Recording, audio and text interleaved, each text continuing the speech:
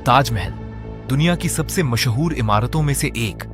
लेकिन एक समय ऐसा भी था जब कुछ लोगों को लगा कि अब ये उनकी प्राइवेट प्रॉपर्टी है, क्योंकि एक आदमी ने उन्हें ताजमहल बेच दिया था। कि उस आदमी का नाम था नटवरलाल।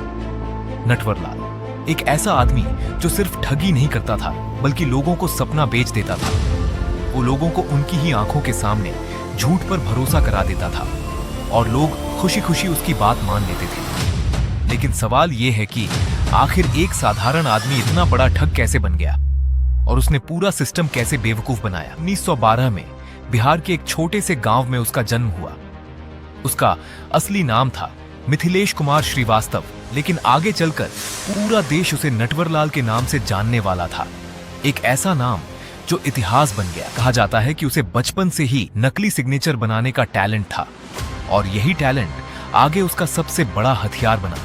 वो स्कूल में टीचर्स के सिग्नेचर तक कॉपी कर देता था और कोई पकड़ भी नहीं पाता था कि ये नकली है। धीरे धीरे उसका कॉन्फिडेंस बढ़ता गया और उसने छोटे मोटे झूठ से निकलकर बड़े खेल खेलने शुरू कर दिए।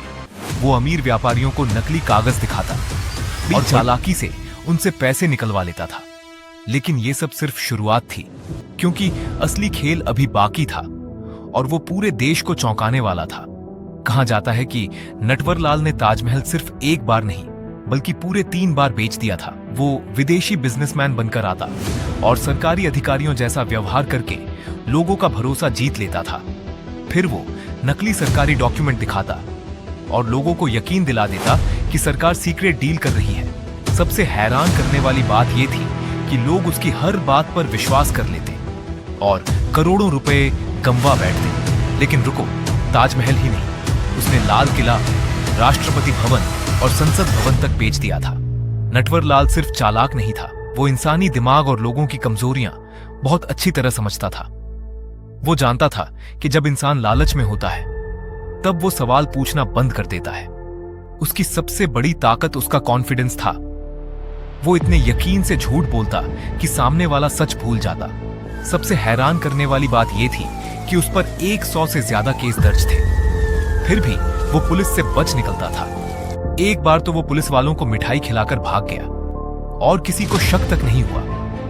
दूसरी बार वो खुद को बीमार दिखाकर व्हील चेयर पर जेल से बाहर निकला और फिर हमेशा के लिए गायब हो गया। पूरा देश उसे ढूंढ रहा था, लेकिन हर शहर में उसकी नई पहचान, नया चेहरा सामने आता था। कभी वो बिजनेसमैन बन जाता, कभी सरकारी अधिकारी और कभी खुद को बड़ा वकील बताता था। हर बार लोग उसके जाल में फंस जाते, क्योंकि वो सामने वाले को ही दिखाता था जो वो देखना चाहता था। लेकिन यहां सबसे बड़ा सवाल पैदा होता है, क्या नटवरलाल सिर्फ एक ठग था या कुछ और भी? क्योंकि उसने हमेशा उन्हीं लोगों को चुना जो जल्दी अमीर बनने के सपने देख रहे थे। उसकी जिंदगी का सबसे रहस्यमयी हिस्सा अब भी बाकी था और यही चीज उसे और भी खतरनाक बनाती है। 1996 में उसे आखिरी बार देखा गया। कहा जाता है कि वो दिल्ली रेलवे स्टेशन पर मौजूद था, फिर अचानक वो गायब हो गया, जैसे वो कभी था ही नहीं और हवा में मिल गया हो। कुछ लोग कहते हैं कि उसकी मौत हो चुकी थी, लेकिन कुछ लोगों का दावा था कि वो नई पहचान के साथ जिंदा था।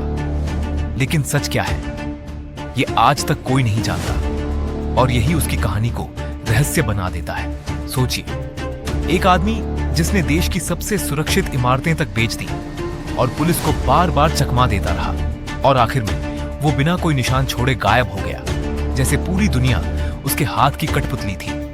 नटवरलाल की असली ताकत नकली कागज नहीं थे, उसकी सबसे बड़ी ताकत लोगों का लालच था और शायद इसी वजह से वो हर बार जीतता रहा, क्योंकि लोग सच नहीं बल्कि सपना खरीदना चाहते थे। लेकिन सोचने वाली बात यह है, अगर नटवरलाल आज इंटरनेट और एआई के दौर में जिंदा होता तो कितना खतरनाक होता।